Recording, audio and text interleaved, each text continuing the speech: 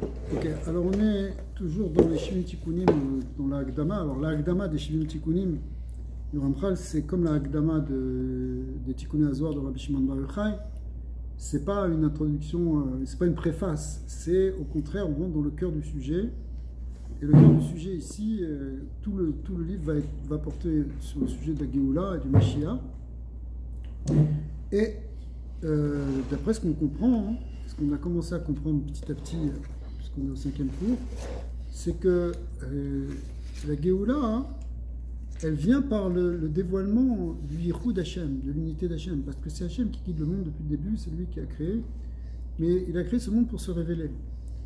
Et donc, le Mashiach, c'est un guidouille du Yichud. Donc, on a vu beaucoup de kavanot sur le Yichud, en particulier sur Shema Israël, et sur le fait que les forces du mal, elles visent à amener la division, la séparation, la scission, alors que, au contraire, le bien, c'est l'union.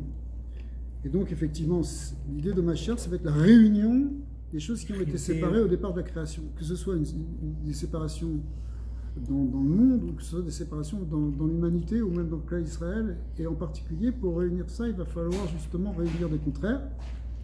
Réunir les contraires, on verra par exemple l'union de Mashiach ben Yosef, Mashiach ben David, qui représente les oppositions qu'il y avait, les oppositions fondamentales qui sont dans le cas d'Israël. Et donc on va arriver à révéler peu à peu ce Yichud, et ça va être un des points centraux du Mashiach. Alors, ce qu'on a vu, c'est que pendant le Ramchal, il rentre quand même dans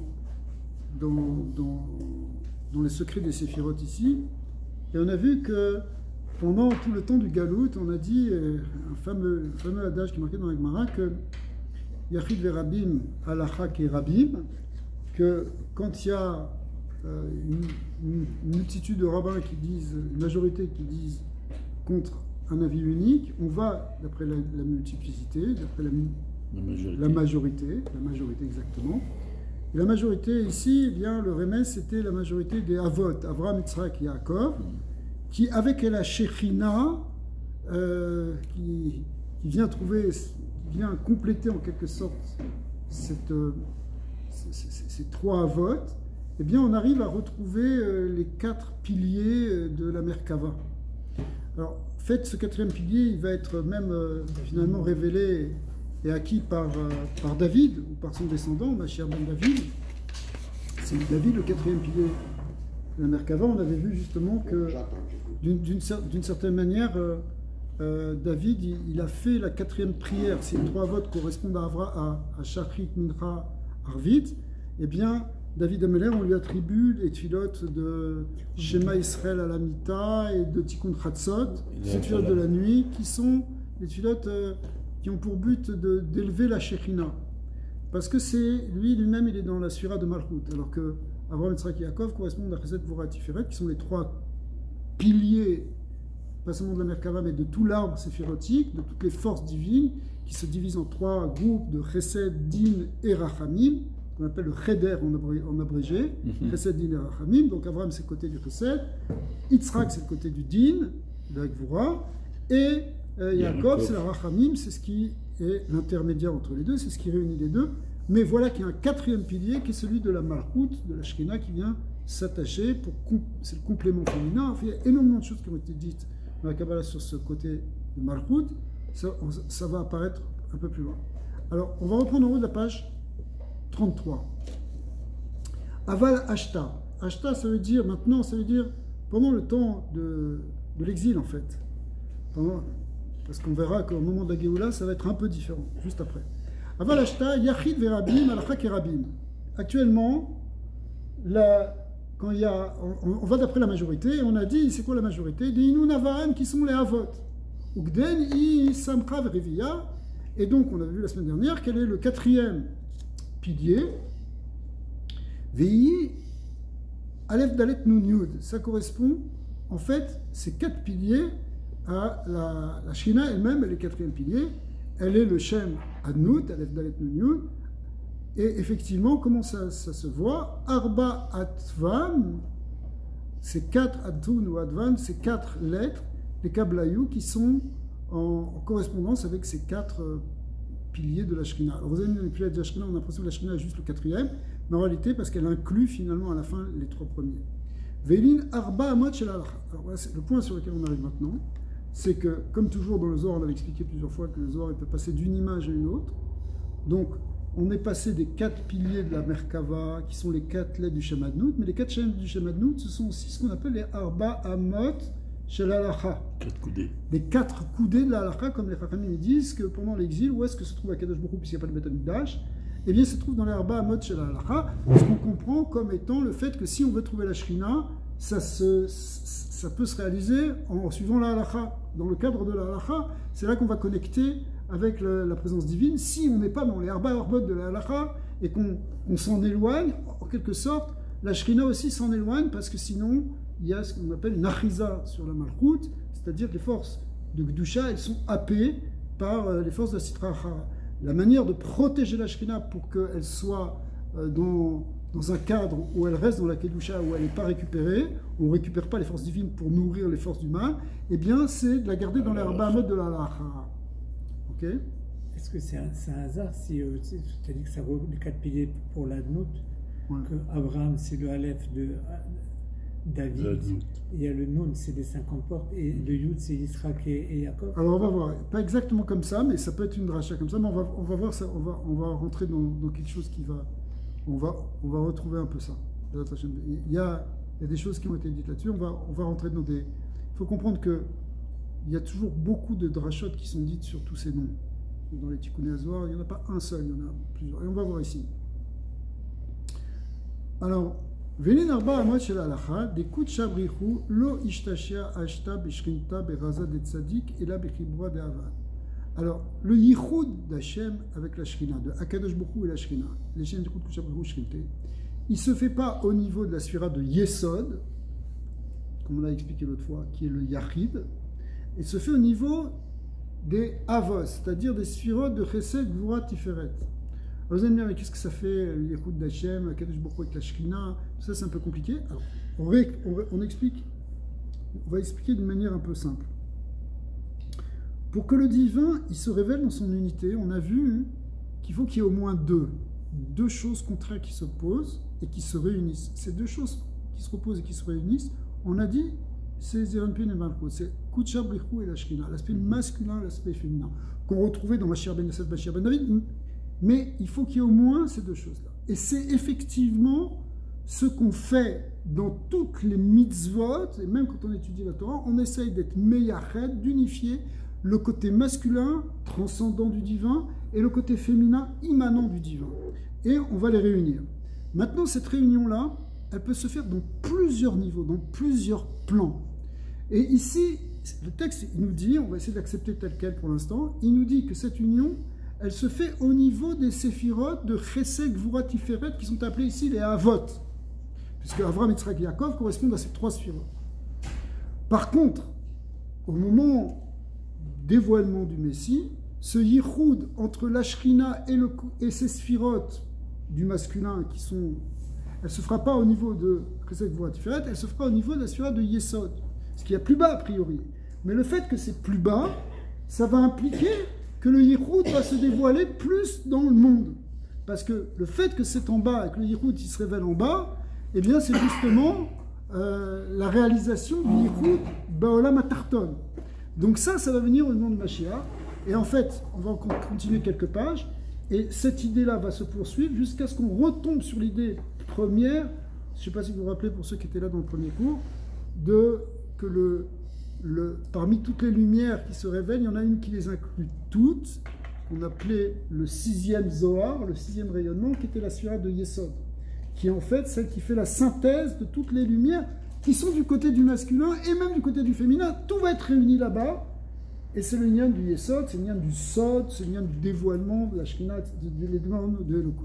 Alors on va y arriver, mais pour l'instant, tant qu'on est dans la galoute, finalement, c'est au niveau de Avraham, Yitzhak, Yaakov, des sphirot de Chesed, Gvura, Tiferet. Ce qui veut dire ici que le yichud, il se fait au niveau de la halacha. C'est-à-dire que la Torah qu'on a maintenant, c'est une Torah qui est basée essentiellement sur la halacha. Alors, vous allez me dire, il n'y a pas que la halacha, il y a aussi le sod. Ok, gardez votre question parce qu'on va y arriver. D'accord ? Donc, pour l'instant, pendant le galout, c'est ça qu'on connaît. Et vous allez voir, le texte il va expliquer de manière remarquable. Verazada, arba amot shel halacha. Veiteima amay amot. D'abord, premièrement, on va expliquer pourquoi des amot. C'est quoi? C'est 4 coudées. Une coudée, une ama, ça fait à peu près 50 cm, 52 cm, ça dépend comment on compte. Et la couleur Razaïou, alors il te dit, en fait, cette même rade, la Gemara qui te dit que Dieu il réside dans les Arba Amot de la Halacha, hein, c'est en fait un secret. C'est un grand secret. Quel secret?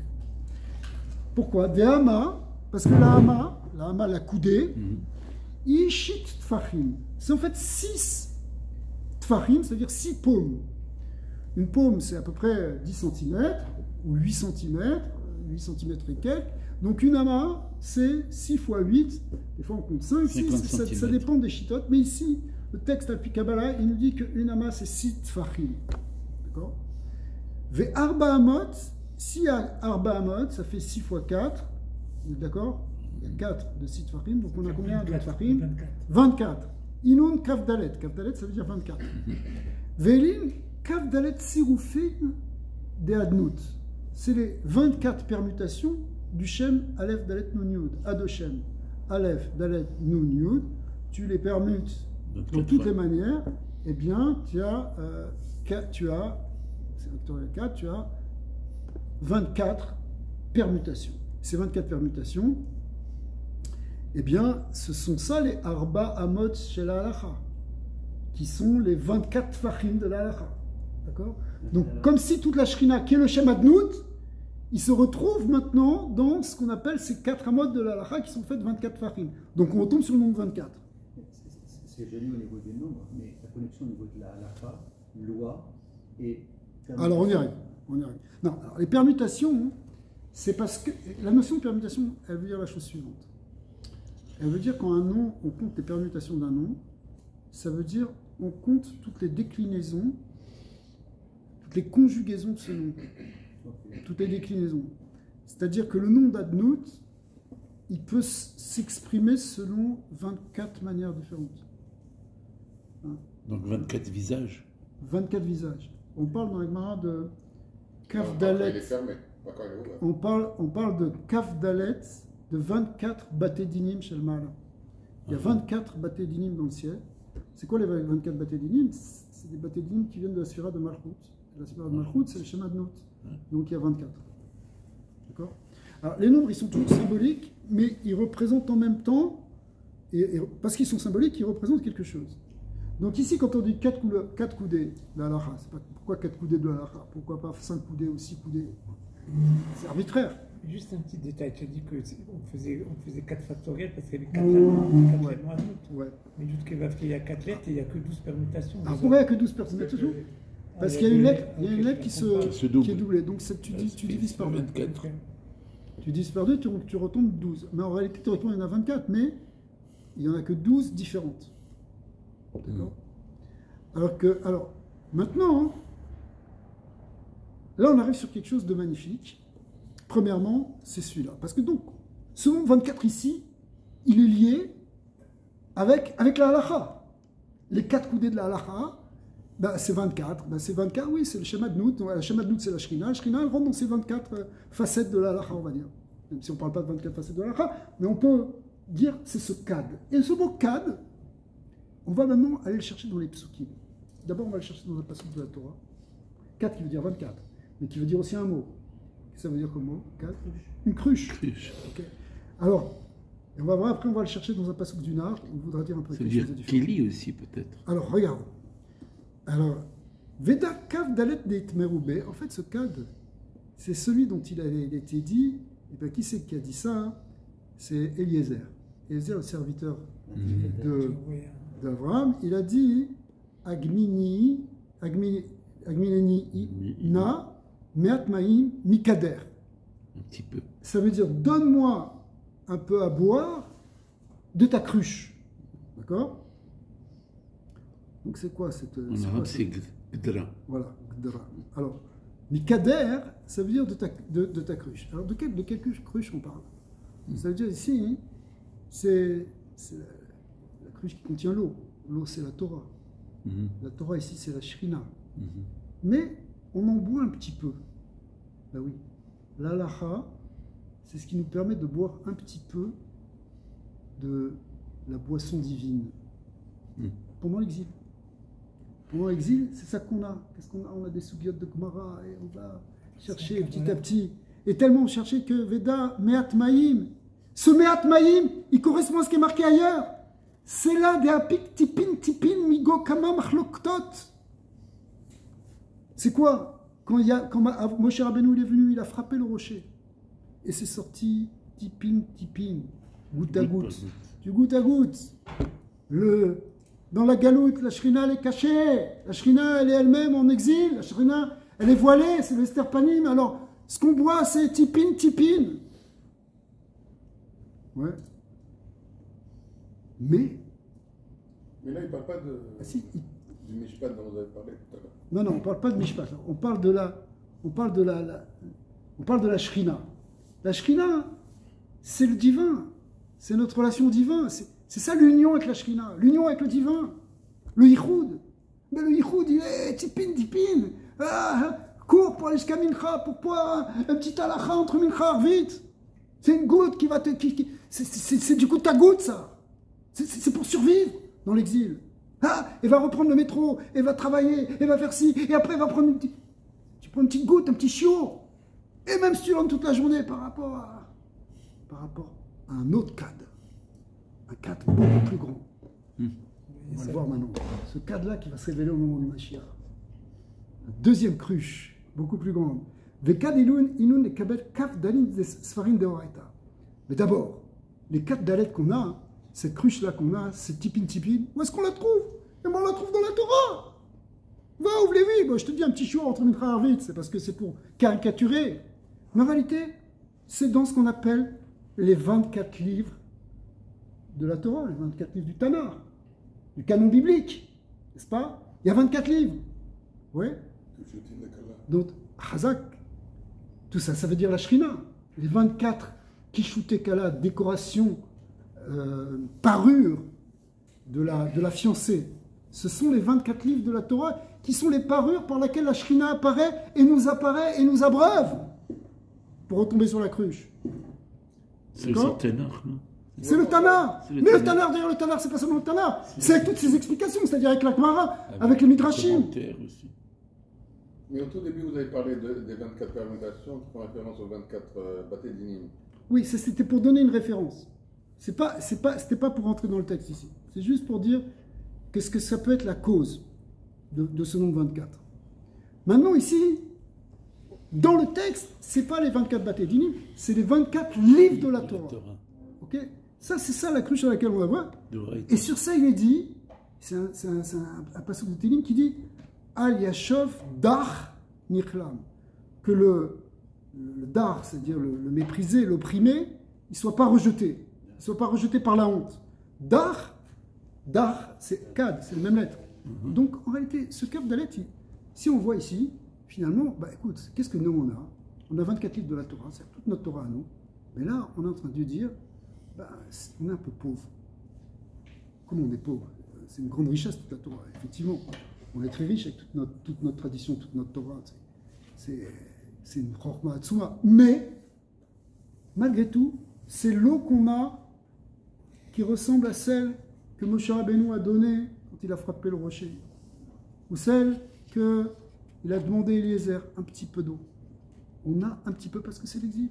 Parce que le Yichud, il est dans ce niveau-là, il n'est pas descendu au niveau du Yesod, où là, c'est le jaillissement des lumières, comme on a vu sur le 6e Zohar, le 6e rayonnement, que c'était là que toutes les lumières sortaient. Alors, quand on va arriver au moment messianique, on va trouver un autre cadre. Aval les Imna Deate, on a tourné la page 34. Les Imna Deate, c'est-à-dire dans le temps à venir, le temps futur. C'est-à-dire, en réalité, l'ère messianique. Yitakaf Tzadik les Mifrakla. La force du Tzadik, qui ici représente la sphère de Yesod, elle va se renforcer pour faire sortir la Shrina du Galout. Parce que là, elle est en Galout. Elle est en Galout. Si on peut parler comme ça, et ne prenez pas mal ce qu'on va dire, elle est en Galout dans les Arba Amot de la Halacha. Alors finalement, c'est quoi ton rapport à Dieu? Comment tu fais l'étilat? Est-ce que tu mets un peu plus d'eau par là, un peu plus d'eau de... Mais c'est pas la connaissance directe du divin. C'est encore une Torah d'exil. Très grave. Mais le texte va l'expliquer. Il va le dire, mais fourrache. La Gemara elle-même, elle le dit. Ogdem, Itmar. Mais par contre, quand il y aura Mashiach, au moment de Zimna Deate, Itmar, qui Torah Chadasha Me'etit Etse. Le Midrash Rabbah, il demande la Torah Chadasha, d'où elle va sortir? Torah Chadasha, on va voir. C'est la guerre la plus probante, et c'est celle qui est reprise ici. C'est que c'est pas simplement une Torah qui sort, c'est la Torah Chadasha au moment du Mashiach. Quand on dit Torah Chadasha, c'est pas qu'elle sera en contradiction avec ce qu'on a connu avant, mais ça va être un dévoilement de la profondeur de ce qu'il y avait dedans. Ce qui va se dévoiler maintenant, ça va être le sod qui est compris dans toute la Torah qu'on a nous. On en a déjà eu avec le Zohar.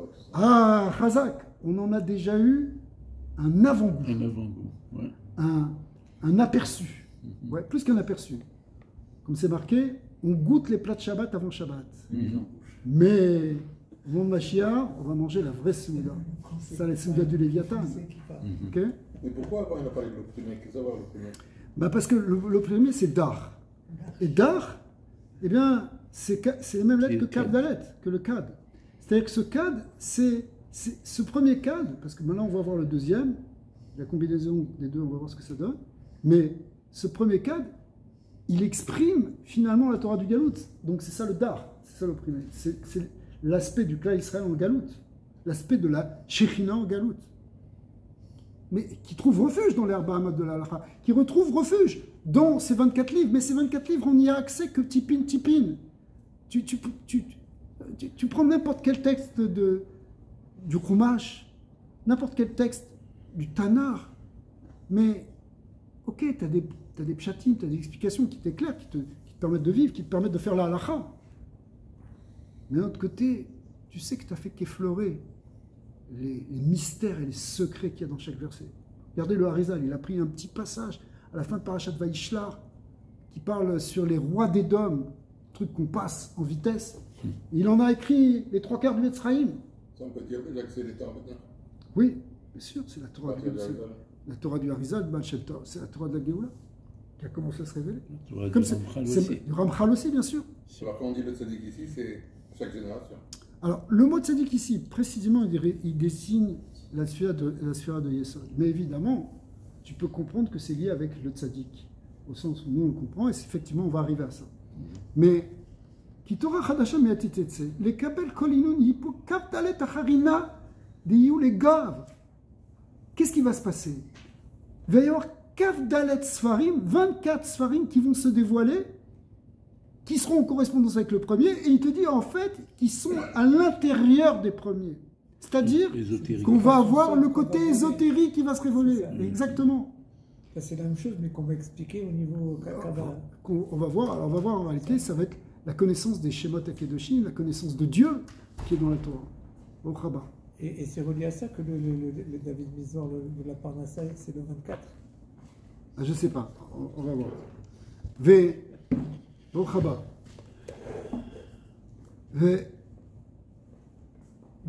Et sur ça, regardez ce qui est dit. Vesamti, 4 codes. On a lu ça dans l'Aftara. C'était quand c'était Vesamti, 4 codes. 4 codes, ça veut dire c'est un cristal. Shimshotaïr. Ouais, qui vont être comme des fenêtres. Donc ce 4 codes, c'est quoi 4 codes? C'est 4. Les 4 codes. 4, c'est les 24 livres. On est page 34. C'est les 24 livres du Tanar, mais ici, qui vont se révéler le deuxième cadre, c'est-à-dire ce qui était l'intériorité, la pnimiote de toute cette Torah. La nouvelle Torah. C'est ça la Géoula. La Géoula, c'est la Shrina, elle est libérée, et elle révèle dans la Torah, eh bien, toute la profondeur de la Torah, toute la lumière. C'est pour ça que c'est le lien de Yesod, parce que Yesod, c'est lui qui condense toutes les lumières du Sod. Ouais.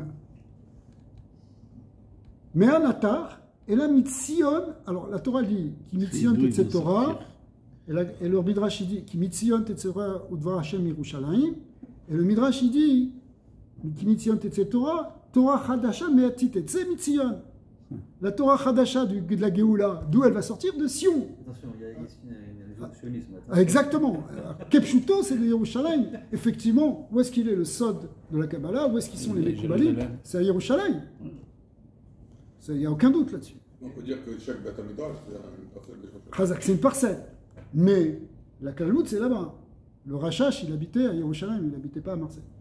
Non, parce que si on parle le Gaon de Vilna, c'est. Ouais, ils étaient en exil. Mais c'est vrai, même le Ramchal, etc. Et, ok.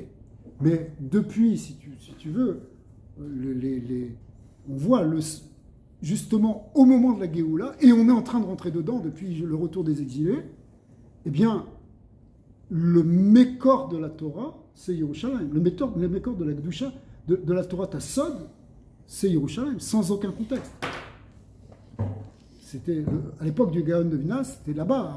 C'était en Russie, en Lituanie, en Pologne, en Ukraine, en Italie.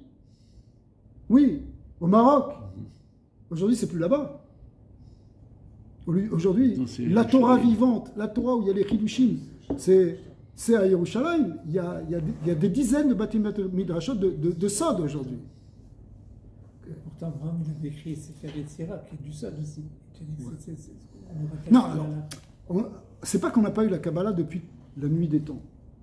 Mais pendant l'exil, il y a un voilement du secret. Il reste très caché chez les élites, chez les tzadikim. C'est très codé, c'est très fermé. Au moment de la Géoula, au moment du Beth Amikdash, c'était beaucoup plus ouvert. Les yeshivot, à l'époque du premier Beth Amikdash, qu'est-ce qu'elles apprenaient? En tout cas, beaucoup de yeshivot, ils apprenaient la Kabbalah, ils apprenaient la Kabbalah névouite, c'est-à-dire une Kabbalah active. Pas simplement de Kabbalot, mais de Yichudi, mais une Kabbalah de récitation de Shemot pour avoir au HaKodesh.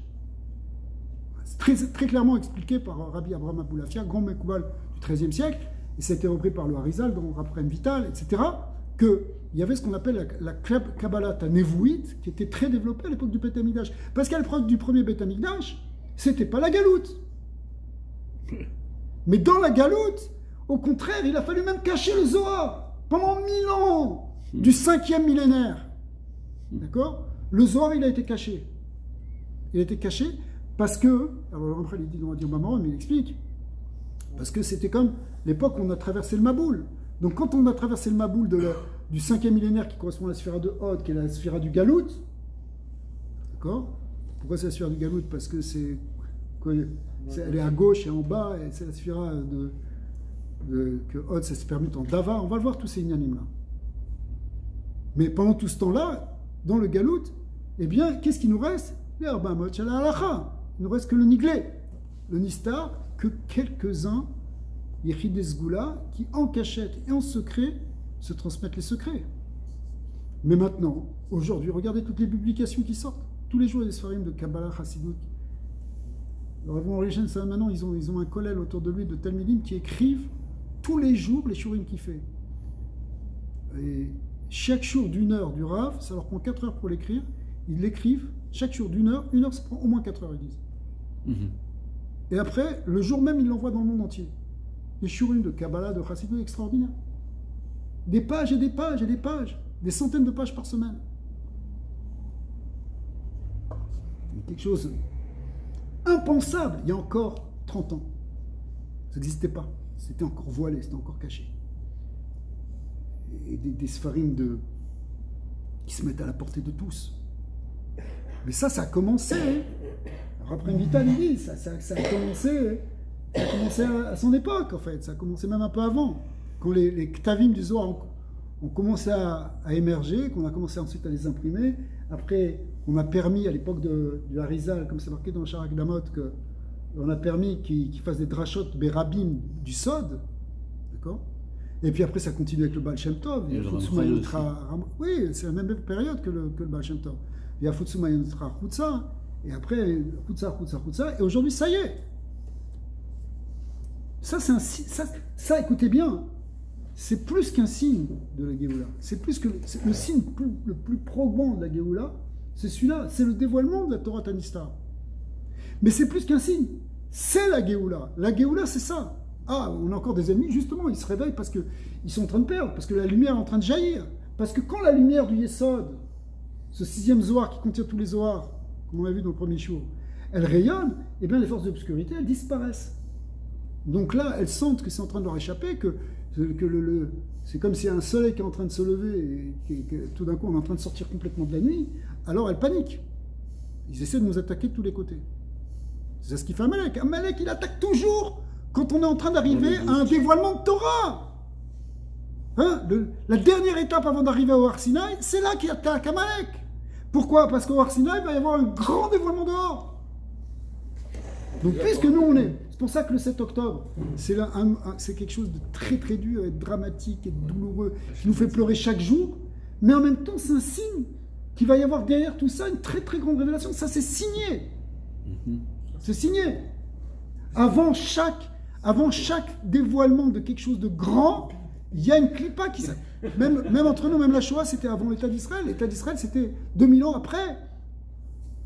D'accord? C'est-à-dire que les forces de la clipa, elles se déchaînent au moment, juste au moment, comme le malheur qui, juste à la fin de la nuit, met le coup à Yaakov Avinu. Et alors, comment se protéger de ça? Il faut se protéger par la Emouna. Parce qu'il y en a qui disent que quand on s'approche, on commence à étudier, on va dire entre guillemets, Kabbalah, le droit, tout cela, on commence à être attaqué. C'est vrai, d'un côté. Mais d'un autre côté, Est-ce que c'est pas... d'un autre côté, il y en a beaucoup qui ont dit que pourquoi les Sfaradim ils ont été protégés pendant la Shoah. C'était une des protections, c'était leur attachement au Zohar. Ouais. Pas dire que les Ashkénazes ils sont pas attachés au Zohar et les Chassidim aussi, mais l'attachement de Pnimiut à Torah, ça a créé une grande protection. L'intériorité. Ouais. La Gdusha. Mechila, tu veux dire quelque chose, Nathan? Non, je veux dire que tous ces événements, moi je pense que ça fait partie Ça fait partie du processus. événements qui doivent se passer de toute façon. Ça veut dire la Géoula, il y a des moments de gloire, c'est tout, c'est comme un... Comme l'ange. Tu es obligé de passer par là. Les Chevlé Mashiach. Tu peux pas te protéger de quoi, c'est le monde qui doit passer par là, cette étape-là. Ouais. Et tu vois bien que, avec ce que tu dis, le 7 octobre, il n'y a jamais eu un moment de Itorero comme ça dans le peuple, que des gens qui se sont rapprochés de la Torah, mais incroyable. Des gens qui mettaient pas les filles, qui mettent les filles. Ça a secoué tellement les gens. Ouais. Hein. Dis-nous maintenant, parce que d'un côté, il y a une force, une Itorero de Gdusha, de Tchouva, etc. Et de l'autre côté, une Itorero aussi Mais oui, de c'est Touma c'est ça, mais parce que toutes les forces d'obscurité, elles essayent de bloquer.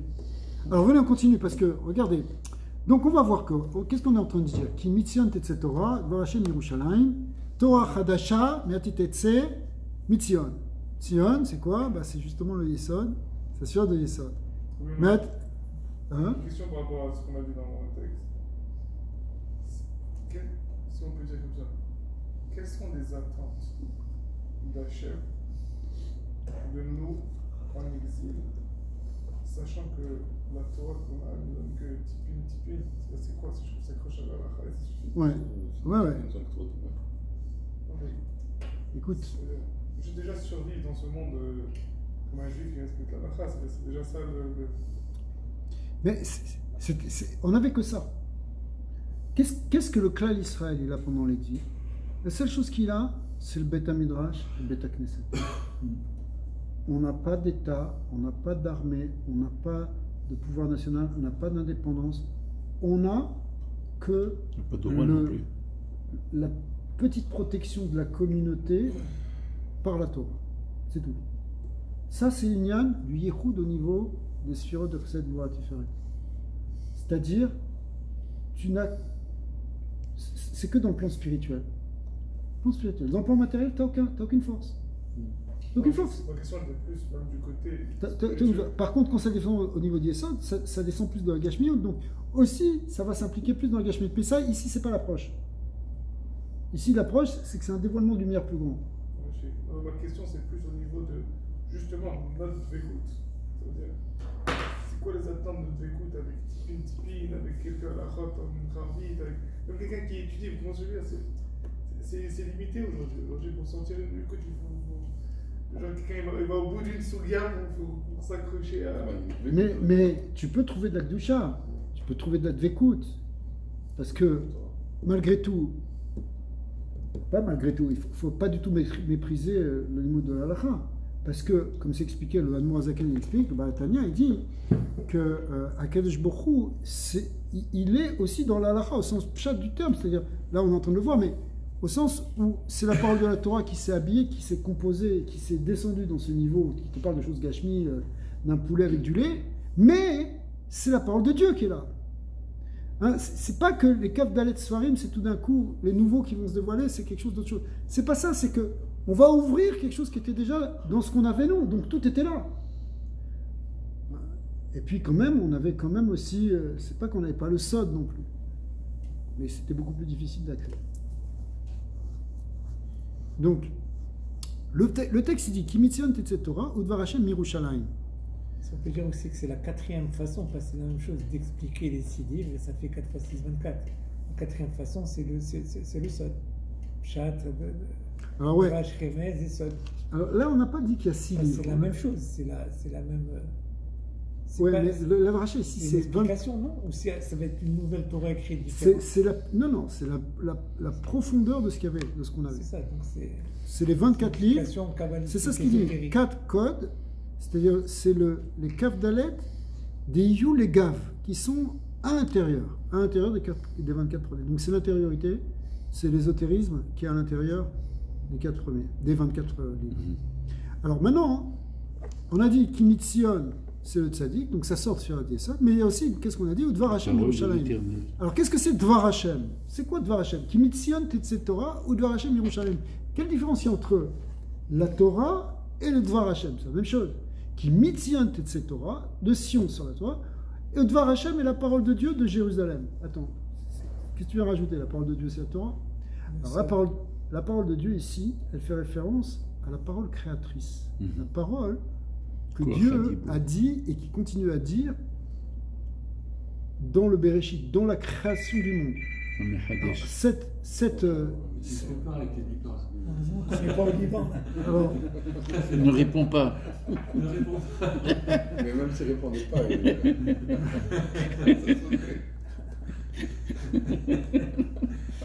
Alors c'est quoi le Dvar Hashem? Da Devar de Hashem. C'est la parole de Hashem, c'est la parole de Dieu. Dekuleu Biriam de Alma Bemilula de Shma Kadisha da Idbarayu. Parce qu'en fait, toutes les créatures de l'univers, elles ont été faites par cette parole qui est le nom d'Hachem. Toute la parole de la Torah ou toute la parole créatrice, c'est une permutation, ce sont des permutations du nom de Dieu. Exactement. Des schémas Kadisha d'Aïd Barayu. Effectivement, on retrouve ça dans Sefer Yetzirah, tu as raison. Ce sont tous les tsiroufim justement qui sont marqués dans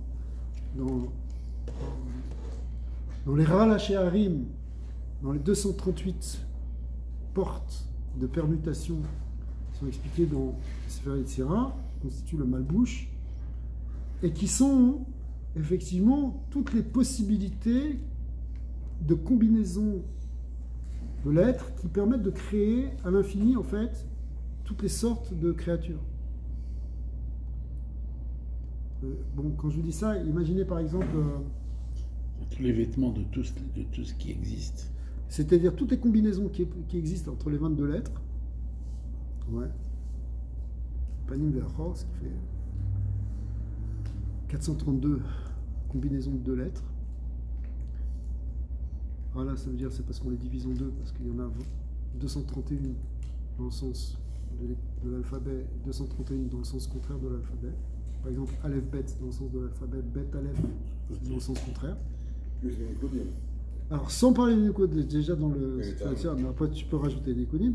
Donc, en réalité, tu as beaucoup d'entrées de possibilités. Alors, combiner tout ça, si tu combines toutes ces 22 lettres,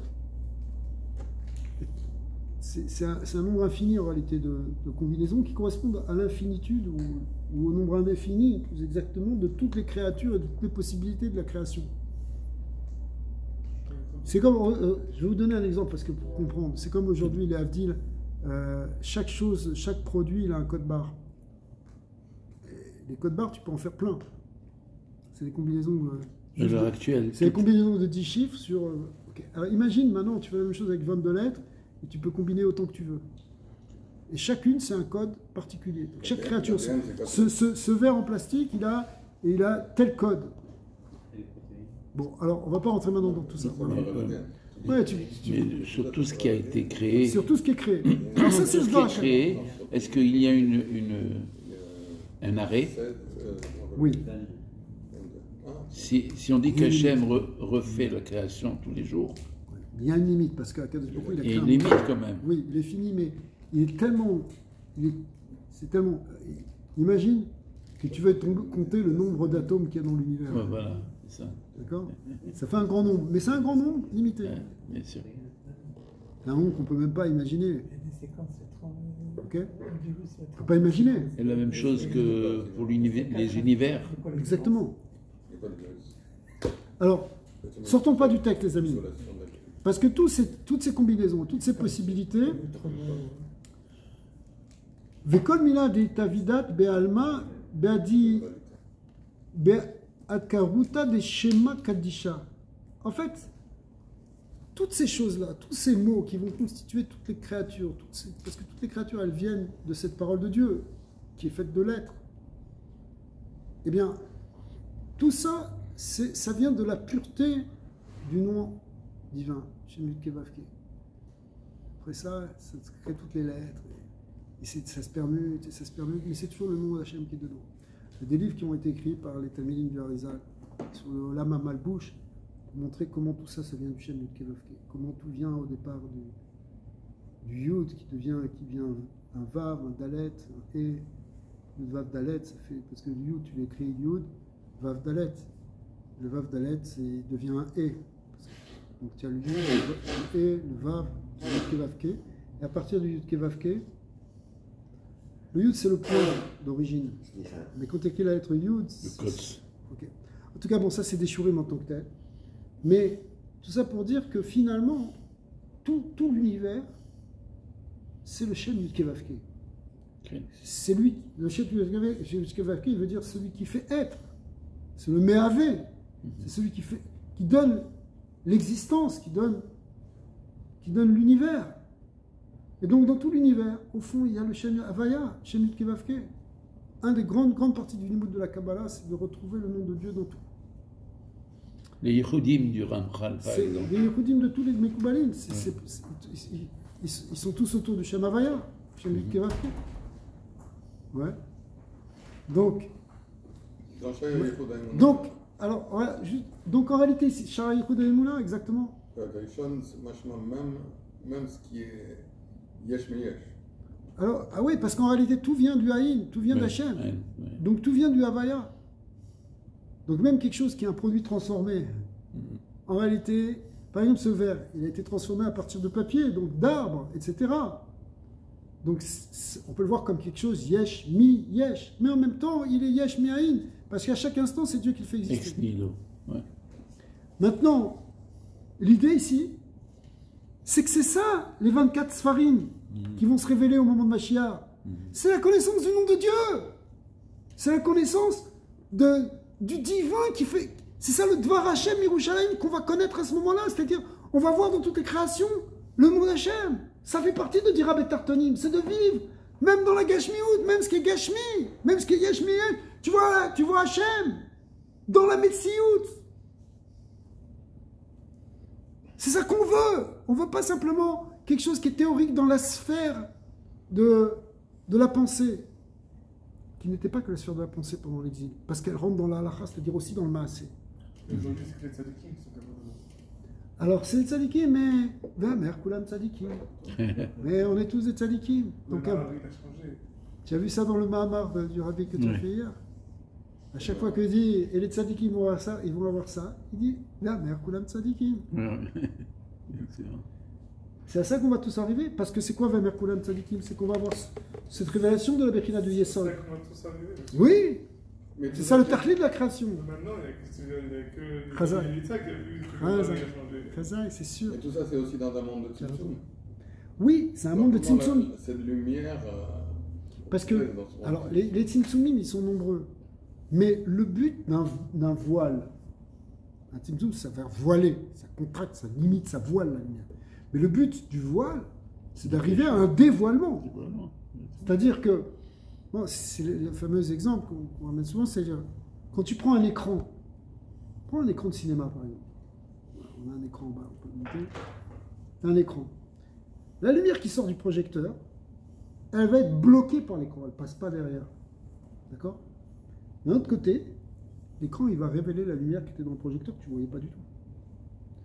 Donc c'est pour ça que l'image, elle va se projeter sur l'écran. Donc l'écran, en fait, voile, mais en même temps révèle. C'est lui qui révèle la lumière.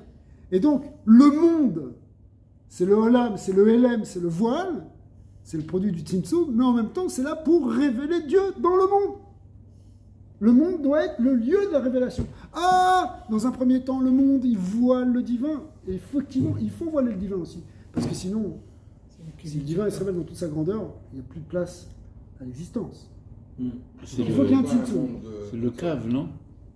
Alors, c'est le cave. Chazak, le cave qui représente le fait qu'il y a une limitation. Voilà. Donc, le cave, c'est le produit du Qui Tzimtzum. crée le Réchimo. Ouais. Le Réchimo, il est avant le cave. Mais Oui. le cave, c'est le produit du Tzimtzum. C'est ça. Qu'est-ce qu'on appelle le cave? C'est-à-dire qu'une fois qu'il y a eu la rétraction de la lumière, elle revient, mais elle revient sous forme d'un fil de lumière, et non pas sous forme d'une intensité énorme. Ouais. Pourquoi? Parce que maintenant, ce fil-là, qui est en fait de la lumière d'Ensof, qui est déjà extrêmement fort, eh bien, c'est ça qui va être la vitalité de tous les mondes. Ça ressemble à un ensemencement. On peut le voir aussi comme un ensemencement et comme une fécondation même, Qui vouille. qui est le Hachem qui vient féconder le monde pour se révéler dedans. Alors, on est en bas de la page 34. Verazada, ce secret. Raza, ça veut dire le mystère, ce secret. C'est ce qui est marqué Vamrouli Machemo, et la suite du passouk Maomerlo. D'accord? Moshe Rabbeinu, quand il discute avec Moshe Rabbeinu au buisson, avec Akadosh Baruch Hu, au buisson ardent, Oui. Hachem, il vient le voir et lui dit tu vas aller délivrer les Bnei Israël. Ça y est, c'est le moment de la Géoula. Moshe Rabbeinu il dit mais non, pas moi, et Aaron, il n'y a bien que moi. Après, il trouve comment argument. Et s'il me demande qui c'est qui m'envoie, quel est son nom, Maomerlo, Maomerlahem, Maomerlahem. Qu'est-ce que je vais leur dire? La réponse est mais maintenant, il y a autre chose.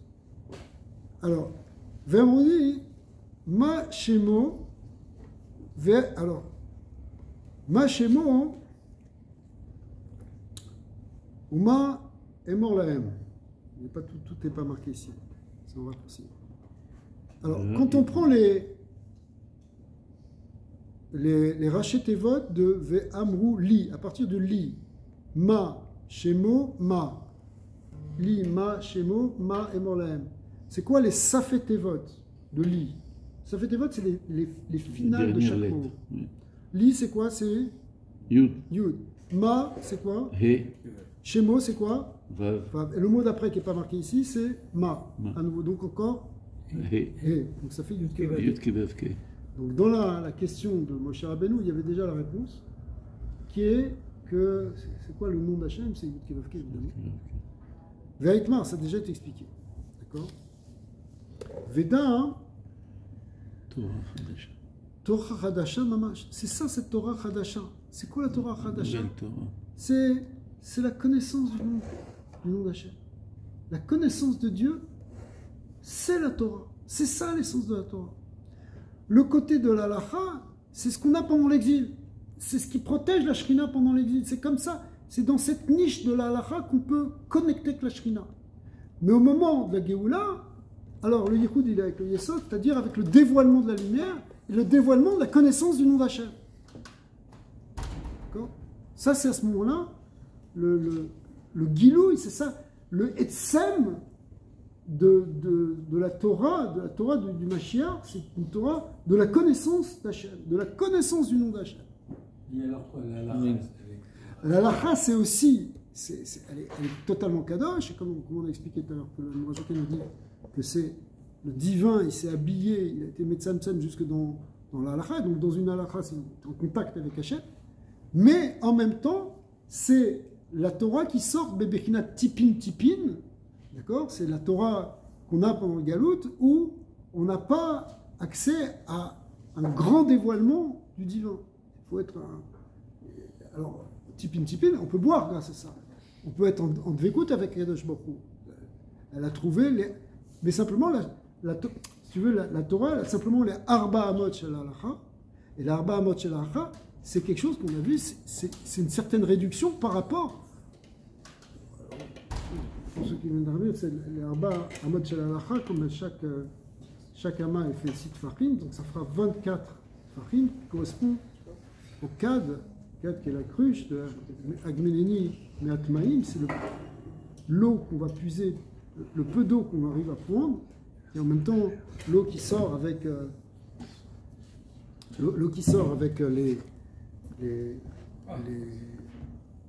les coups que Moshe Rabbeinu il donne dans le Sela, qui représentent ce qu'on peut avoir pendant le Galout. Mais au moment de la Géoula, c'est un dévoilement beaucoup plus grand.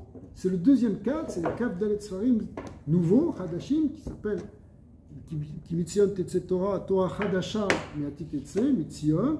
C'est quoi Torah Hadasha? Alors, c'est pas une Torah Hadasha au sens qui vient retourner la Torah qui était avant, mais c'est la pnimiut des 24 livres de la Torah, c'est la pnimiut de la Torah que nous on connaît, qui se révèle au moment de la Géoula. On en a avant. En introduction du livre sur l'essence de la Torah, c'est écrit tous les noms, toute la Torah, ce ne sont que des noms de Dieu. Comme c'est marqué dans le Zohar, dans le Ramban, que quoi la Torah Kula, Shemotav, chez la Kadosh Baruch Hu. Alors, simplement, pour l'instant, nous, on ne le voit pas facilement. On peut pas le voir. Il faut creuser, il faut taper sur le rocher pour faire sortir ça. Tout à fait. C'est-à-dire, voilà, on va trouver une gematria ici, Yud Kevavke. Li, Ma, Shemo, Ma. C'est les sophétos. Mais ça, c'est Tipin Tipin. Mais à la fin, c'est-à-dire qu'on trouve une gematria.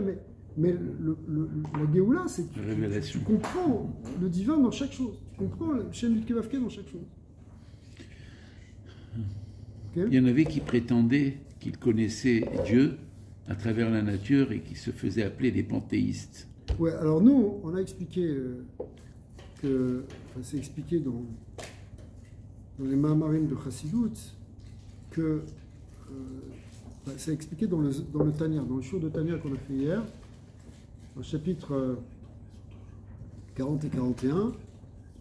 Le Balatania, il explique, fin du chapitre 40, il dit ne crois pas que tu puisses trouver la Havat Hashem sans la Torah. Parce que vouloir chercher l'amour de Dieu sans la Torah, c'est déjà une bechina normalement de Gan Eden.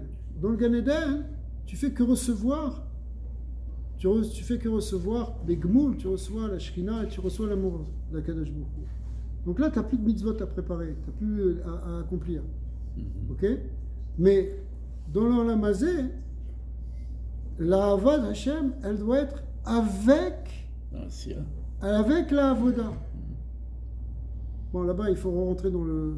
On a vu ça en détail. Dans le Tania qui correspond, il fait correspondre la Hava et la Hira au Zel.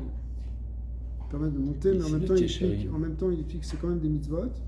Les mitzvot de Ve'afta et Hashem Elokecha ou Kim Ve'ira Oto, toutes ces mitzvot de Hava et de Hira qu'on a avec Kadosh Baruch Hu, c'est une Hava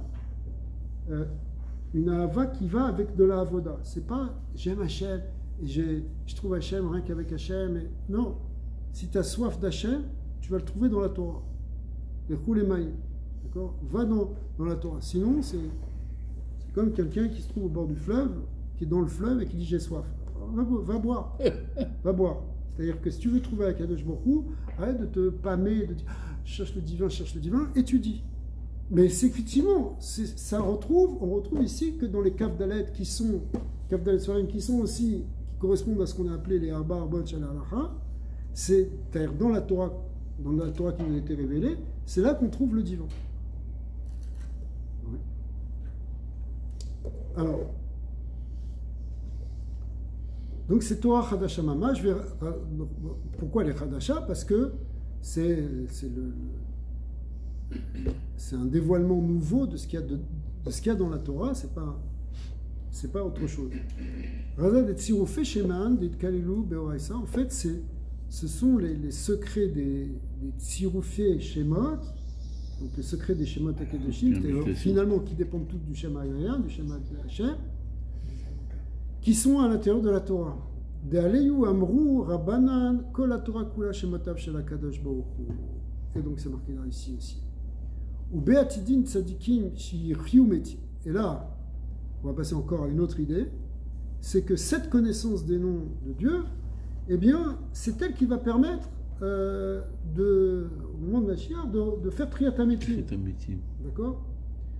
Les tzadikim, ils seront capables de faire Triatametim, comme on l'a vu déjà à l'époque de Elisha, par exemple, ou d'autres. Elisha, il a fait Triatametim. En fait, cette Triatametim, elle vient par la connaissance profonde du nom d'Akadosh Baruch Hu. C'est pas de la magie, Chas v'Shalom, de dire on va dire Hachem et ça va ressusciter, c'est pas ça.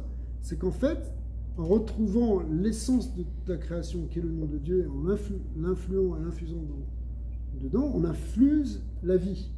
C'est pour ça qu'ils ont été capables de redonner la vie par la connaissance du nom d'Hachem. Voilà. On voit aussi que les Amoraïm étaient capables de faire des... Et ils faisaient des miracles. Les Tanaïm et les Amoraïm étaient capables de faire ça. Alors, ou Beatidin Tzadikim Shiyichiu Metim. C'est une Gemara dans Psachim qui dit ça. De Horaïta Ba Idbrayu Kol Bariam de Alma.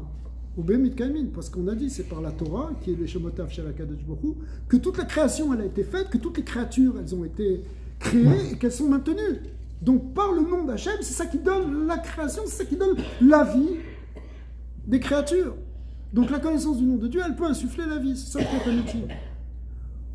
La Triatamitim, dès que les tzadikim vont faire, selon Agmara. Ou bezimna d'ishtamudeun beraza dilga, alors que lorsque les choses elles vont être connues par le secret justement de la pnimiut, de l'intériorité.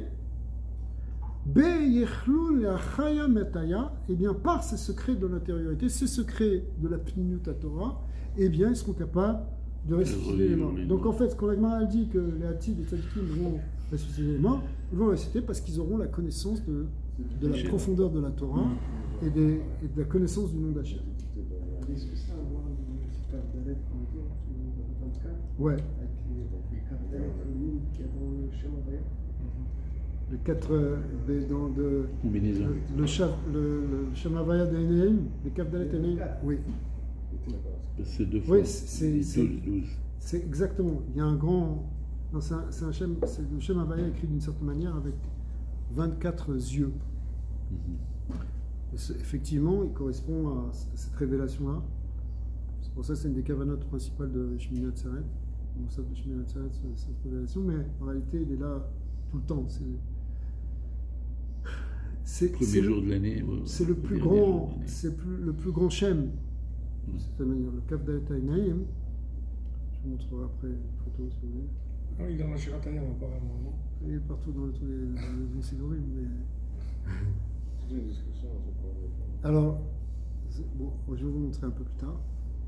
Il y a 24 yeux, effectivement, c'est le Sod.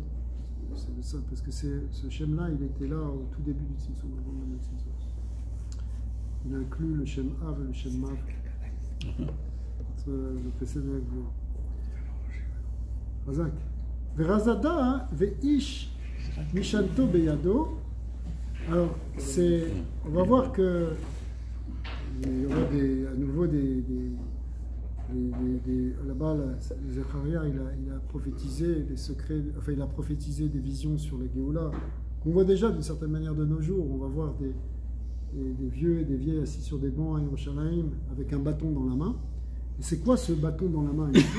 C'est pas simplement la place dans Iratika où on voit ce qui se passe. Effectivement, c'est dommage, on vit d'une certaine manière, c'est prophétique, on les vit complètement même. Mais ici, le secret, c'est plus profond. C'est Mishanto Beyado, c'est-à-dire le bâton dans la main. C'est quoi ce bâton? Eh ben, c'est le même bâton que celui justement d'Elisha. C'est le bâton de Triatametim qui en fait qui exprime, qui symbolise ici la connaissance du nom d'Hachem.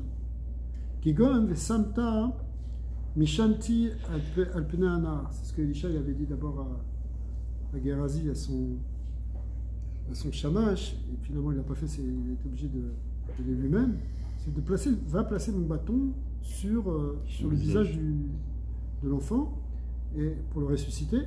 Et en réalité, c'est quoi ce bâton? C'est justement ce nom d'Akadosh Baruch Hu. Vedat Tzadik Demine Nafkin Chayin, et ça correspond même ici à Tzadik, c'est-à-dire la sphère du Yesod, d'où sort la vie. Tout ce qu'on sait que vient de Chay, c'est sphère à Yesod, c'est la Chayut, elle sort par cette sphère. C'est pour ça qu'elle est si importante, c'est pour ça qu'on a vu que c'était ça la sixième lumière qui inclut toute, et qui inclut donc la Chayut. Alors, Valkulo, Miraza de Atika Kadisha, Meaou Mazala Ila. Alors maintenant, ça va se compliquer un peu.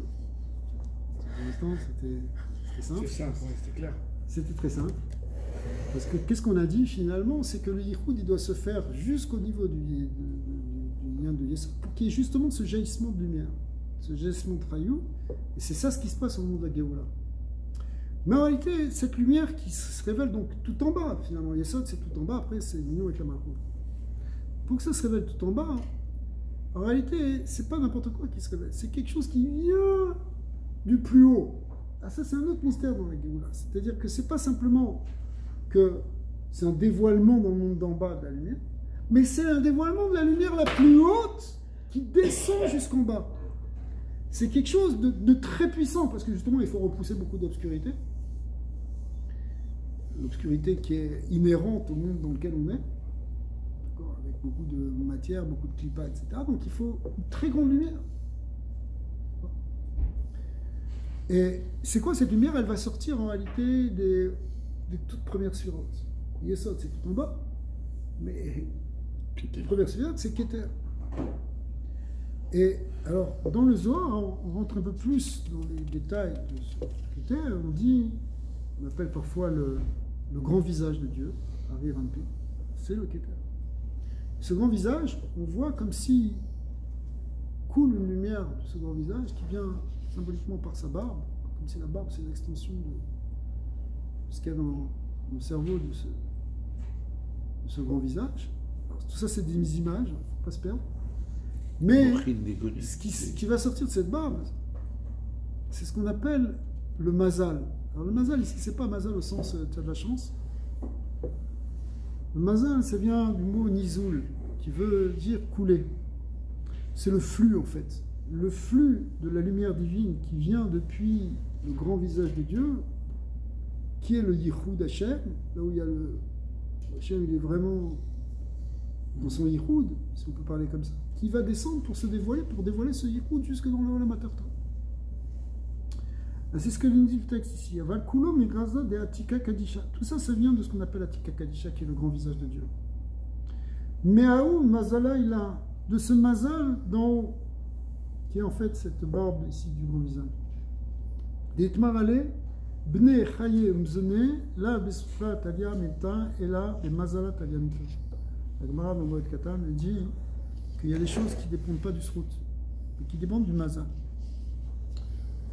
Alors, c'est quoi ce mazal? Qu'est-ce qui dépend? Par exemple, les enfants, la vie, c'est-à-dire la vie, c'est la santé, maisonnée, la parnassa.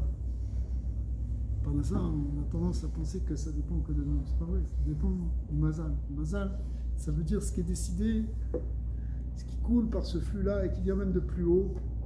Le mazal Iyon, il représente aussi dans les résultats quelque chose qui est au-delà même du grand visage, qui ne rentre même pas dedans, qui est le Or Makif qui est au-dessus, qui s'appelle Reshad Eloïtiada, la Radla, et dans lequel, dans ce principe inaccessible, tellement il est élevé, et bien de là coule en réalité tout le flux de lumière qui va descendre, qui va même se manifester jusque dans la Gashmiyut, sous forme de Bnei Chayim Zoné.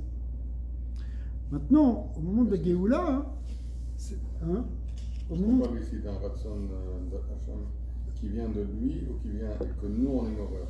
Alors ça vient de lui, mais en réalité, si on regarde bien, si on comprend bien nos Sfarim, c'est talouille aussi un peu dans, ça talouille aussi dans nos mains. Cette Recha d'Eloïtiada, elle c'est elle qui gère ce qu'il va y avoir dans l'univers. Et qui gère en fonction aussi de nos maximes. C'est pour ça, ça c'est une sugia qui est un peu compliquée. Pour la comprendre en 2 mots, je vais vous dire quelque chose qui va juste être un élément de réflexion. Parce qu'on est en train de te dire, c'est ce qui descend de ce niveau-là, ça ne dépend pas du mérite. D'accord? Ça dépend du mazal. Donc le mazal, a priori, décidé. Mais en même temps, dans ce mazal qui est décidé, il y a la répercussion de tout ce que tu as fait avant, par exemple dans un Gilgul précédent. C'est-à-dire la Torah des Gilgulim, elle repose là-dessus. Parce que maintenant, tu as un nouveau mazal, par exemple, au niveau pshat. On a un mazal. Cette personne-là, elle va être riche, elle va avoir des enfants. Elle va... Okay. Mais ça, hein, c'est cachour avec ce qui s'est passé dans les Gilgulim précédents. C'est relié. Donc si on dit comme ça, c'est un inyan de Srar Veonesh, c'est plus un inyan de Yichud. Parce que le Gilgul, c'est le Mishpat. Comme c'est marqué dans le Zohar Parashat Mishpatim, que les Mishpatim, et les Mishpatim, c'est quoi les Mishpatim? C'est les Gilgulim. Okay. Pourquoi? Parce que, bon, je sais pas, on est un peu en train de... Je sais pas si vous avez suivi, mais c'est quoi les inyan des Gilgulim? C'est en réalité... C'est un mishpat, au sens où, en fonction de ce que la personne elle a fait, alors voilà ce qu'il va falloir faire pour réparer. Le Gilgul, c'est pour réparer, a priori, c'est un tikkun. Donc, c'est un lien qu'on peut appeler un lien de Srar Veonesh. Et en même temps, pour toi, ça va t'apparaître comme un mazal. Ah, c'est mazal. Oui, mazal, parce que tu ne sais pas ce que tu as fait dans le niveau précédent. Ça, c'est une manière de l'expliquer. Il y a une manière qui est plus profonde que ça. Qui expliquait dans d'autres notes aussi que en réalité, hein, la Neshama avant de venir dans ce monde, elle choisit, on lui montre en quoi elle va rentrer, et donc on lui montre la vie qu'elle va avoir, le type de justement de mazal qu'elle va avoir. Et elle le choisit pas simplement pour faire son propre tikkun à elle, mais pour faire le tikkun de la Shrina. C'est-à-dire que les tzadikim, par exemple, qui vont être aniyim, parce qu'ils ont pris sur eux d'accompagner la Shrina dans son miyut alevana. Lorsqu'elle est, justement, quand la Shrina, elle est dans un manque de lumière, en quelque sorte, c'est que la lune, elle passe par toutes les étapes. Et toutes ces étapes, elles correspondent à différentes facettes de l'état de la malchout, de la Shrina. Ouais. C'est tout bon, la Shrina. Okay. Alors, je vais finir la parenthèse parce que c'est un sujet qui demande plusieurs cours. Mais à cause de ça, hein, c'est comme si, on va le dire comme ça, c'est comme si une Neshama, elle naît sous un signe, sous un certain signe. Le mazal, c'est comme ça qu'on l'explique au sens pshat. D'accord? Donc on ne croit pas trop dans l'astrologie, n'est-ce pas? Alors c'est quoi le sod ici? C'est que la Neshama, elle vient, soit elle va prendre sur elle une partie du Miyut Alevana, soit au contraire la plénitude de l'Alevana. Donc si elle est dans la plénitude de l'Alevana, pour prendre l'exemple de l'Alevana, parce que les Neshamot d'Israël dépendent de l'Alevana, alors, mais l'Alevana, ici on parle en fait de l'Alevana d'Atsilut, c'est-à-dire la Malchut, la Shekhinah, eh bien, elles vont être soit dans le manque, soit dans la plénitude. Alors, ça c'est la fin de la parenthèse. Ici, ce qu'on explique sur le Mazal, hein, c'est que le Mazal, il représente ce flux qui vient justement de cette lumière qui vient de ces niveaux les plus élevés de la Tzilut. Okay? Et ça doit descendre, ça doit couler pour se révéler en bas, justement, dans la Sfirat Yesod. Et quand ça se révèle dans le monde, alors ça fait partie de la lumière de la Géoula. Et c'est un choix, pourquoi ils ne choisissent pas la plénitude? Parce que c'est une bonne question, mais parce que on veut faire le tikkun de la Shekhinah, et le tikkun de la Shekhinah, il se fait, y compris en prenant sur nous, il y a des Neshamot qui prennent sur elles le Galout à Shekhinah,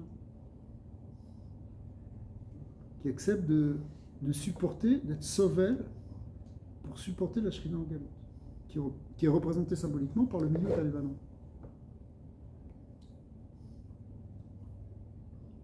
Donc c'est pas...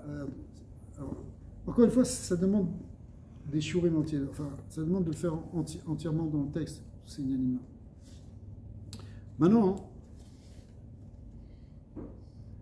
donc, on est en train de te dire que cette lumière-là qui se révèle au moment de la Géoula, en fait, elle vient de Atika Kadisha, mais où Mazala il a, d'Itmarale, Bnei Chayom Zenel, Besoutat Alemeta, et Bemazala Tanita. Des Razada, Mirov Yamin. Alors, le passouk dans Zecharia, toujours, il dit que Mirov Yamin, c'est-à-dire à cause de leurs nombreux jours, de leur grand âge. Ouais. C'est quoi Rov Yamim? C'est quoi ce Rov Yamim, ce grand âge, ces grands jours, ces nombreux jours, cette idée de grandeur? Elle fait référence au grand visage, au Hariranpin, qu'on appelle aussi Atika Kadisha dans Zohar. Donc, Umeacha nafik tala debe yichyun metaya vadai. Or, la rosée de résurrection, vous avez déjà entendu parler de la rosée de résurrection? Tala des triatamitim, des beyechyu mitaya. Eh bien, en réalité, elle sort de Tala des doulacha. Okay? Elle sort de ce grand visage. La force qui permet, on a dit tout à l'heure, qu'est-ce qui va amener la résurrection? Comment les tzadikim vont ressusciter les gens? Eh bien, par la connaissance du nom de Dieu. Et en fait, cette connaissance du nom de Dieu, hein, c'est une connaissance très profonde. Elle est très subtile. Elle est très. C'est pas simplement, encore une fois, Chas v'Shalom, on ne parle pas de Kabbalat Hamaasit. Même Elisha, un avis, quand il a ressuscité l'enfant, il n'a pas fait Kabbalat Hamaasit. Il a fait en fait, dans le Lachon de la Kabbalah, il a fait un yichud, c'est-à-dire il s'est complètement concentré, il s'est complètement annulé devant le nom d'Akadosh Baruch Hu, devant la force divine, devant la lumière de Dieu, et il a transmise à cet enfant. Ok. Et en réalité, où est-ce qu'il est allé chercher cette lumière? Il est allé chercher cette lumière dans les niveaux les plus élevés du Keter, dans les niveaux de Hariranpin. Et c'est de là que coule ce tal. Vous voyez, cette idée de flux qui coule ici, on passe dans l'image de la rosée de résurrection. Ouais, on va tous ressusciter, on va se réveiller. Alors, est-ce qu'ici on parle de ressusciter au sens propre, ou ressusciter genre une nouvelle Torah, donc ça nous donne une nouvelle approche? Parce que si on parle après, donc souvent dans la Chassidoute, déjà il y a eu Triatametim. Souvent on explique dans la Chassidoute que Triatametim au niveau symbolique, c'est alors que tu t'es endormi, que tu n'as plus de chayout, tu n'as plus envie de faire, tu n'as même pas envie d'étudier la Torah, ça ne te parle pas, tu n'as pas envie de mettre tes tefilines, et tout d'un coup, tu as une chayout qui revient, tu entends un shur qui te motive, tac, c'est une triatametim. C'est une petite triatametim. D'ailleurs, quand on dit mechaemetim, tous les matins, enfin 3 fois par jour dans la tefila, ouais, mechaemetim, c'est les métim que nous sommes aussi au niveau spirituel. Parce que la vraie chayout, c'est la chayout spirituelle. D'ailleurs, les sifrei chaim, les sifrei metim de Rosh Hashanah, l'interprétation la plus probante depuis Kabbalah Chassidut, c'est qu'on parle de la vie spirituelle, pas simplement de la vie physique, mais le cœur de la vie spirituelle. D'accord? Donc, alors, maintenant, au moment de la Géoula, il y a une triatametim au sens propre, comme ça a été décrit par les Nevi'im, mais on voit qu'il y a un cohort de triatametim qui vient parce qu'il y a un flux de lumière, un flux de connaissances fines. C'est ça le tal. La rosée, c'est quelque chose de fin, On va voir que ça va être lié avec la manne, on va y voir tout de suite. Verazada, qui tal orot talecha, le passage dans Yeshayahu, il dit que tes lumières sont des lumières qui ressemblent à la rosée. La rosée, c'est le tal, c'est une lumière. Alors, ce qui est marqué partout dans toutes les kavanotes, c'est que tal, c'est 39 de Matria, et 39, ben, c'est les 3 premières lettres en milouï du Shem Yud Kevav Ke, Yud Vav Dalet Ke Aleph, Vav Aleph Vav. Ok? C'est marqué là. Yud Kevav, en milouï, ça fait 39. Donc en réalité, ce qui nous ressuscite, ce qui vient ressusciter la Malchout qui correspond au dernier ben, c'est les 3 premières lettres qui sont justement, le sod ici, elles sont des milouï alfines, sont remplies avec des aleph. Vous voyez, regardez, le vav et le e sont remplis avec des aleph. Or, le aleph, c'est quoi? C'est l'Yichud Hashem. Donc, le Yichud Hashem, c'est le aleph ici du Keter. Parce que le Keter, c'est la première sphira, donc c'est le aleph, c'est le Keter. C'est le aleph du grand visage, du Argampi. Quand il se dévoile, il amène cette vivification, il amène cette résurrection. Ouais. Veda Yud Kevav Bechorma Stima. Alors, pour les initiés ici, ce qu'on appelle Chorma Stima, c'est la sphira de Chorma de Arianpin, la sphira Chorma de Keter. Dans cette sphira de Chorma de Keter, qui est la source de toute de tout le birou, de tout le tikkun, Kulam Bechorma Bariru, ça vient de Chorma Stima, la sagesse secrète et la sagesse enclose. D'accord? Eh bien, je chauffe un petit peu, la sagesse enfermée, parce qu'elle est très secrète, c'est la Chorma qui est dans le Keter.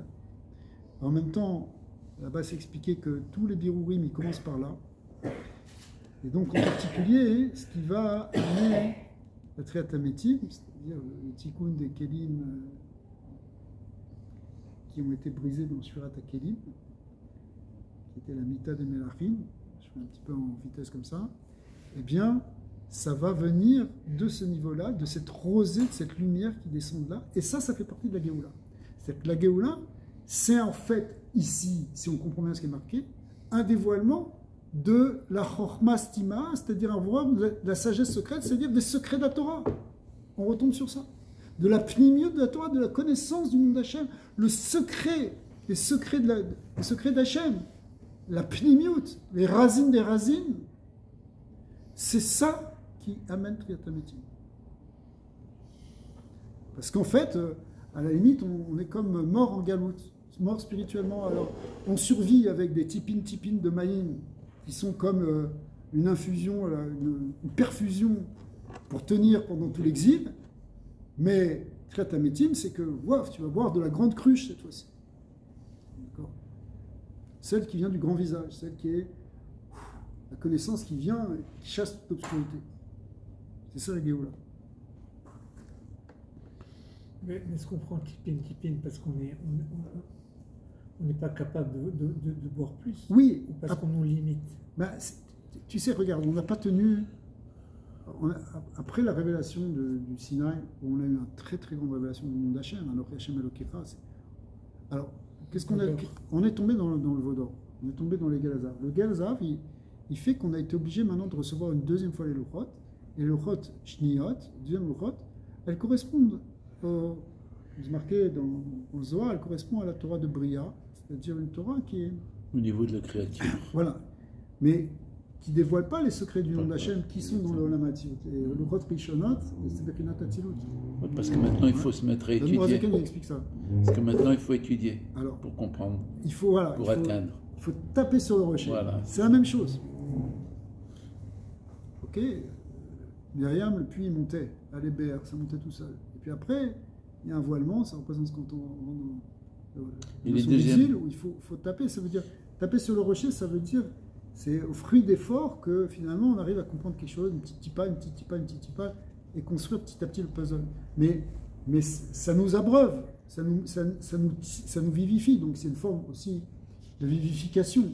Mais c'est vivifier quelqu'un qui est sous perfusion. C'est-à-dire que le clan Israël, dans le Galout, il a, selon une certaine vision évidemment, il ne faut pas être trop pessimiste, mais on est comme des métines. Hein, la vision de Reskel, parce qu'il a vu les Atzamot Hayeveshim, c'est quoi ces ossements qui sont secs? Ça représente le clan Israël. Une des interprétations, c'est que ça représente le clan Israël dans l'exil, on est comme des morts, quoi, spirituellement. Alors, on a une vitalité minimale qu'on appelle aussi Avla Degarmé dans le Zohar, qui est ce qui maintient ça, mais à un moment, voilà, il y a un moment de résurrection. Le moment de résurrection, c'est le moment de la Géoula. Les deuxièmes tables, c'est Moshe Rabbeinu qui les a écrites. Alors, ah oui, enfin, c'est lui qui les a gravés, je veux dire. Taillés, mais c'est quand même une... Les premières, c'était Betzba Elohim, mais les deuxièmes, c'est lui qui lui dit... C'est Akadosh Baruch Hu aussi qui a gravé dedans, mais c'est Moshe qui a taillé les pierres. Ah. Il a taillé les pierres, donc c'est Hachem qui les a quand même gravés. Ouais. Ok. Est-ce qu'on peut dire que, comme Simeroumas peut-être dans la Tfila, qui a comme cette rosée-là qui descend, ouais. D'abord le Tratamotim, puis à l'autre, le Bechonanadat. Ouais, dans les deux, on utilise le schéma. Après, ouais, tu peux retrouver après dans beaucoup, ouais, dans tout le thème de la Tfila en vérité. Ouais. Et la manne se trouve entre les deux. Alors, Chazak, on y arrive. Veyu tal d'itparish letrin. En fait, cette rosée, elle se sépare en deux. Betrin, mazalin, ilain, vetatain, c'est ce qu'on appelle les deux mazalot, supérieur et inférieur, qui sont, puisqu'on a parlé tout à l'heure de la barbe du grand visage, de la Dikna Kadisha. Dans la Dikna Kadisha, il y a 13 Tikkuné Dikna, il y a 13 touffes de barbe, mais en réalité, il y en a deux qui sont principales. La 8e et la 13e, Notser Chesed et Venake, correspondent au Mazal Iléon, Mazal Tarton, qui sont en fait l'aspect masculin et féminin de la Dikna, qui s'unissent et qui font descendre le flux. Alors ça, c'est aussi en deux lignes. Je vais résumer quelques passages du Harizal, mais c'est l'idée, c'est quoi? C'est ce qui est marqué ici. C'est-à-dire que le flux, il passe par deux aspects, deux conduits. Pour ça, après, ils vont s'habiller dans Abba Veima. Mazal Elion, c'est la bêche dans Abba, Mazal Tarton dans Ina, le route de Abba Veima, après dans Zon, ce qui fait descendre tout le flux jusque tout en bas. Donc c'est ici le remez qu'il y a dans Mazeline Ilen Vetataï. Alors, c'est pour ça que ici, le tal, au Roth, il y a un tal qui descend de ce flux, symbolisé par cette barbe, mais par ce mazal, mais ça se divise en deux. Je vous avais averti que ce passage était un peu plus compliqué. Beginka qui tal au Roth talecha. C'est pour ça ici que c'est marqué au pluriel. C'est une rosée de lumière. Ou trin zimnin taliyu lechem. Alors, il y a tal au Roth talecha, c'est marqué deux fois le mot tal. Et quand tu fais un tal, c'est combien? On a dit c'est 39. 2 fois 39, ça fait combien? 78, c'est gamatria de quoi? De lechem. Et lechem, c'est quoi? C'est 3 fois yutke vavke. Mais en même temps, 3 fois 26. C'est 3 fois 26, exactement. Et verazada adjectif b inenu mamtir lechem, lachem lechem minashamaim. Et je vais vous faire en fait pleuvoir quelque part un pain du ciel, d'accord? C'est lechem minashamaim. C'est quoi ce lechem minashamaim? C'est la manne, et la manne elle venait entourée de rosée, de 2 couches de rosée, une au-dessus, une en dessous. Et c'est quoi ces 2 couches de rosée? Ben, c'est ces 2 flux dont on a parlé. Ouais. Okay. On referme le cercle. On referme le cercle. Ça, c'est le secret, justement, de Yosef et de David. On va voir tout ça. Veraza de Mila, Tal Leila, Tal Letata, Lechem Bemsaïta. Donc, en fait, on a de la rosée au-dessus, de la rosée en dessous, et le pain au milieu. Velin Talat Havayot. Ça correspond, ce lechem, il correspond aux 3 chaînes Kevavke. Une artine les tata qui descendent en bas, Be'aba ve'ima ve'da'at, et qui correspondent en fait après aux 3 mochim de Abba, Ima, Chokma, Bina, Da'at. Ve'uminayu les mochim de Recha, et ça descend effectivement dans les mochim de Chokma, Bina, Da'at. Donc on a Abba, Ve'ima et Da'at Elion qui descendent après dans Chabad Bezor. Ineni mamtir lachem, lechem inashamim vadaï. C'est ça ce qui est marqué. Fait descendre sur vous le flux, le lechem inashamayim. Baruch Adonai l'olam, amen. Vous avez